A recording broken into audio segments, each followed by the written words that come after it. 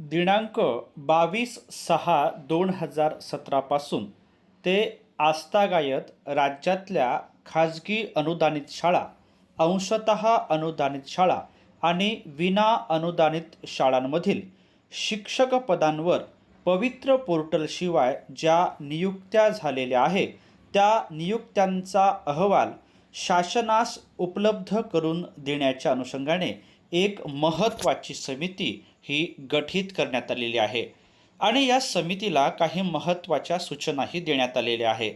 नेमक्या सूचना काय आहेत, कोणत्या प्रकारची समिती काम करणार आहे, त्या संदर्भातली महत्त्वाची माहिती, परंतु ती थोडक्यामध्ये आज आपण या व्हिडिओच्या माध्यमातून जाणून घेऊया. राज्यातल्या शिक्षक भरतीच्या अनुषंगाने हा एक महत्त्वाचा शासन निर्णय आहे. आत्मीय शिक्षक बंधू आणि भगिनींनो, नमस्कार. मी माझ्या शैक्षणिक यूट्यूब चॅनलमध्ये आपल्या सर्वांचं सहर्ष स्वागत करतो. आजच्या या व्हिडिओमध्ये आपण शालेय शिक्षण व क्रीडा विभागाचा 30 मार्च 2026चा एक महत्त्वाचा शासन निर्णय जाणून घेऊया.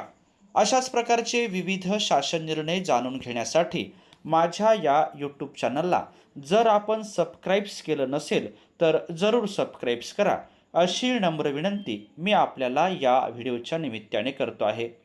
सुरुवातीला आहे प्रस्तावना.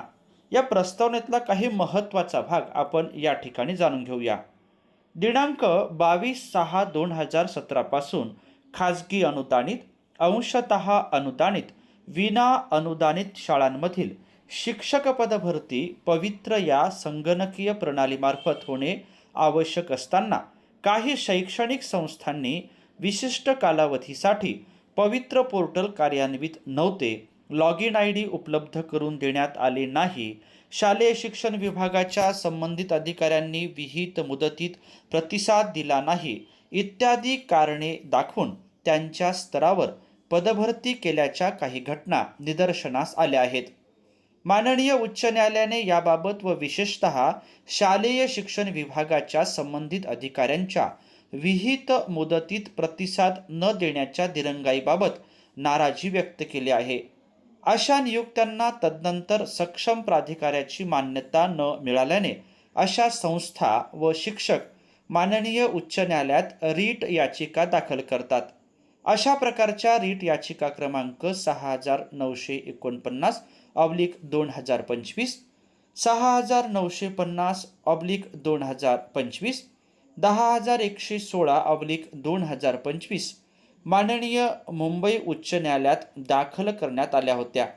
यामध्ये याचिकाकर्ते दिशाभूल करणारी माहिती देऊन पवित्र पोर्टलशिवाय पदभरती केल्याचे समर्थन करत असल्याची बाब माननीय उच्च न्यायालयाच्या निदर्शनास आली.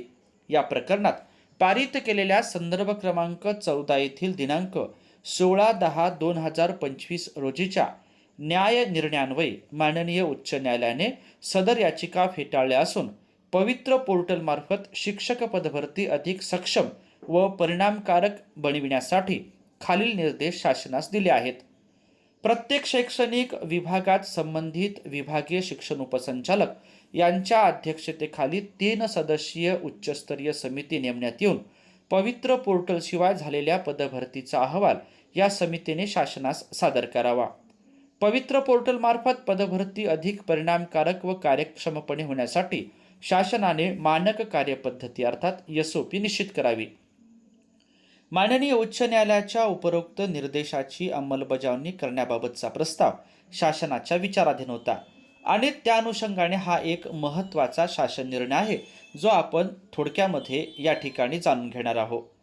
शासन निर्णय आहे दिनांक 22/6/2017 ते आजतागायत राज्यातील खाजगी अनुदानित, अंशतः अनुदानित, विना अनुदानित शाळांमधील शिक्षक पदावर पवित्र पोर्टलशिवाय झालेल्या नियुक्त्यांचा अहवाल शासनास उपलब्ध करून देण्याच्या हेतूने प्रत्येक शिक्षण विभागासाठी खालीलप्रमाणे समिती गठीत करण्यास मान्यता प्रदान करण्यात येत आहे. विभागीय शिक्षण उपसंचालक हे अध्यक्ष असतील तर सदस्य असतील संबंधित शिक्षण उपविभागातील शिक्षणाधिकारी दर्जाहून कमी नसलेल्या दर्जांचा अधिकारी संख्या असेल 2. सदस्य निवडण्याचा जो अधिकार आहे तो समितीच्या अध्यक्षांना असेल. दिनांक 22/6/2017 रोजी व त्यानंतर नियुक्त झालेले शिक्षक ज्यांचे वेतन शालार्थ प्रणालीतून अदा केले जाते अशा शिक्षकांची जिल्हानिहाय व शाळानिहाय माहिती त्या समित्यांना उपलब्ध करून देण्याची जबाबदारी राज्यस्तरीय नोडल अधिकारी म्हणून शिक्षण संचालक माध्यमिक यांची असेल. दिनांक 22/6/2017 रोजी व त्यानंतर नियुक्त झालेले शिक्षक ज्यांचे नाव शालार्थ प्रणालीमध्ये समाविष्ट नाहीत अशा शिक्षकांची माहिती समितीने संबंधित शिक्षणाधिकारी, विभागीय शिक्षण उपसंचालक यांच्याकडून उपलब्ध करून घ्यावी. शिक्षणाधिकारी, विभागीय शिक्षण उपसंचालक यांच्याकडे वैयक्तिक मान्यतेसाठी प्राप्त झालेली, प्रलंबित असलेली, निकाली निघालेली प्रकरणे विचारात घेण्यात यावीत. अल्पसंख्याक शैक्षणिक संस्था, अनुकंपा नियुक्ती, विना अनुदानितवरून अनुदानितकडे बदली, कनिष्ठ महाविद्यालयातील अर्धवेळ पदावर पूर्णवेळ पदावर उन्नयन या मार्गांनी पवित्र पोर्टलशिवाय नियुक्ती होऊ शकते. सबब अशा शिक्षकांची माहिती अहवालात समाविष्ट करण्यात येऊ नये. त्याचप्रमाणे काही प्रकरणात माननीय उच्च न्यायालयाने पवित्र पोर्टलशिवाय झालेल्या नियुक्त्यांना मान्यता देण्याबाबत आदेशित केले आहे. अशा शिक्षकांची माहिती देखील अहवालात समाविष्ट करण्यात येऊ नये. उपरोक्त समित्यांनी पवित्र पोर्टलशिवाय नियुक्ती झालेल्या शिक्षकांची जिल्हानिहाय व संस्था शाळानिहाय माहिती शासनास सादर करावी. समित्यांचे गठन ते शासनास अहवाल सादर करणे या संपूर्ण प्रक्रियेसाठी दिनांक 15/5/2026 पर्यंतचा कालावधी निश्चित करण्यात येत आहे. या दिनांकास अथवा तत्पूर्वी असा अहवाल शासनास सादर करण्याची जबाबदारी संबंधित समितीची असेल. उपरोक्त माहिती शासनास सादर करण्याबाबतच्या कामकाजाच्या प्रभावी समन्वयाची जबाबदारी यथास्थिती शिक्षण संचालक प्राथमिक व शिक्षण संचालक माध्यमिक व उच्च माध्यमिक यांची राहील. या कामावर नियंत्रण व देखरेख ठेवण्याची जबाबदारी माननीय आयुक्त शिक्षण यांची असेल. दुसरा मुद्दा आहे तो आपण या ठिकाणी जाणून घेऊया. पवित्र पोर्टलमार्फत शिक्षक पदभरती अधिक सक्षमपणे व पारदर्शकपणे राबविण्यासाठी संदर्भाधीन शासन आदेशान्वये व अधिसूचनान्वये वेळोवेळी तरतूद करण्यात आल्या आहेत. या सर्व तरतुदी विचारात घेऊन सुलभ व शीघ्र संदर्भासाठी शिक्षक पदभरतीबाबतची मानक कार्यपद्धती या शासन निर्णयासोबत जोडलेल्या परिशिष्ट अ अन्वये निश्चित करण्यात येत आहे. तिसरा मुद्दा आहे संदर्भ क्रमांक 14 येथील माननीय उच्च न्यायालयाच्या दिनांक 16/10/2025 रोजीच्या न्याय निर्णयाचे अवलोकन केले असता पवित्र पोर्टलमार्फत शिक्षक पदभरतीची कार्यवाही अधिक कार्यक्षमतेने व पारदर्शकपणे राबविण्याबाबत या कार्यवाहीशी संबंधित सर्व घटक जसे उमेदवार, नियुक्ती प्राधिकारी व शालेय शिक्षण विभागाचे अधिकारी यांच्यातील समन्वय व प्रतिसाद याबाबतची व्यवस्था सक्षम करण्याची अपेक्षा माननीय उच्च न्यायालयाने व्यक्त केल्याचे दिसून येते. या अनुषंगाने या विभागाच्या संबंधित क्षेत्रीय अधिकाऱ्यांना खालीलप्रमाणे सूचना देण्यात येत आहे. या ठिकाणी काही महत्त्वाच्या सूचना दिलेल्या आहेत, त्या आपण यथावकाश पाहू शकता. त्यानंतर चौथा मुद्दा आपण जाणून घेऊया. माननीय उच्च न्यायालयाने फारशा प्रसिद्ध नसलेल्या व नगण्य खप असलेल्या वृत्तपत्रात जाहिराती प्रसिद्ध करण्याच्या नियुक्ती प्राधिकाऱ्यांच्या कृतीबाबत देखील तीव्र नाराजी व्यक्त केली आहे. या अनुषंगाने नियुक्ती प्राधिकाऱ्यांना खालीलप्रमाणे सूचना देण्यात येत आहे. नियुक्ती प्राधिकाऱ्यांच्या संदर्भात कोणत्या सूचना आहेत त्या दोन्ही सूचना आपण या ठिकाणी पाहू शकता.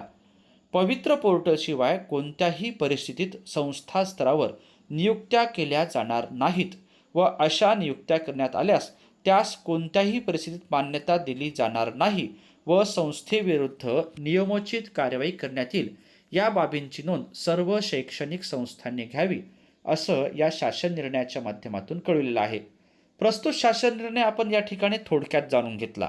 जर आपल्याला हा संपूर्ण शासन निर्णय जाणून घ्यावयाचा असेल तर तो महाराष्ट्र शासनाच्या www.maharashtra.gov.in या संकेतस्थळावर उपलब्ध आहे. तो आपण संकेतांकाच्या साहाय्यानं पाहू शकता. संकेतांक क्रमांक जो आहे तो आपल्याला या ठिकाणी दिसतो आहे. शिक्षक पदभरतीच्या अनुषंगाने हा एक शालेय शिक्षण विभागाचा अत्यंत महत्त्वाचा असा शासन निर्णय आहे. प्रस्तुत शासन निर्णय आपण या ठिकाणी थोडक्यामध्ये जाणून घेतल्याबद्दल आपल्या सर्वांचेच मनापासून धन्यवाद.